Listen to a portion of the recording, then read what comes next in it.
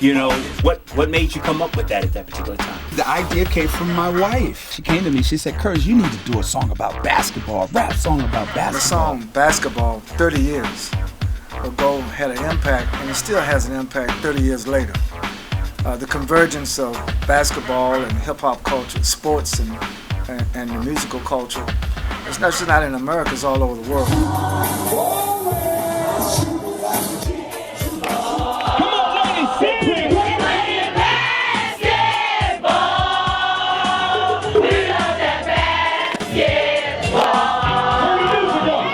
Inside to see this basketball game. The Miami Heat and the New York Knicks is going down, the 30th anniversary of basketball. Well, you can't come into an NBA locker room without having hip-hop play, inside of here. Basketball is my favorite sport. I like the way they dribble up and down the court. Just like I'm the king on the microphone, so it's Dr. J and Moses Malone.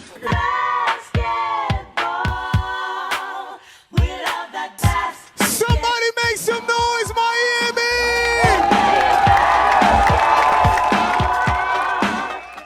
I contracted the session, and I went in and fine-tuned the vocal arrangement. They're playing basketball. We love that basketball. It was one of the records, like Christmas Rapping in the Breaks, where when we started to get finished with in the studio, you knew it was good. Everybody knew it was good.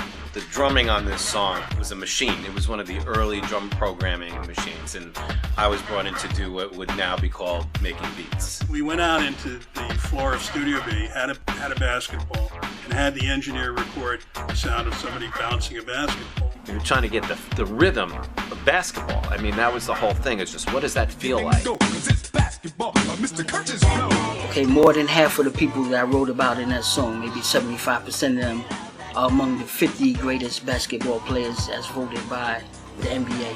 And I said, make sure you put Dr. J in. Right. Because that was my favorite, basketball player. The Godfather. It doesn't get any better than this. Hip-hop that has meaning, hip-hop that has soul, hip-hop that is socially conscious, even if you're talking about basketball. And it started going right across the country, and then they started hiring him to perform at halftime, so it really turned out great for him.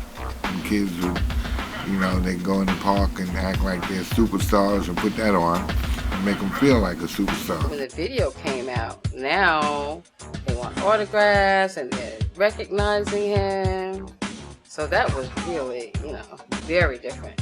And from that point on, everyone started making music videos in hip-hop. I think a lot of people could relate to that song, right, and watching people play basketball outside, and that's where the crowd started coming in and really understanding the game of basketball. Even to have people remix it just tells you how hot the song was then and how hot it is still now. Basketball is my favorite sport. I like the way they dribble up and down the court. I'm feeling pretty good, I'm the king of the floor. But then a new employee walks in the door. I'm the new accountant, my name's LeBron. What the heck is going on?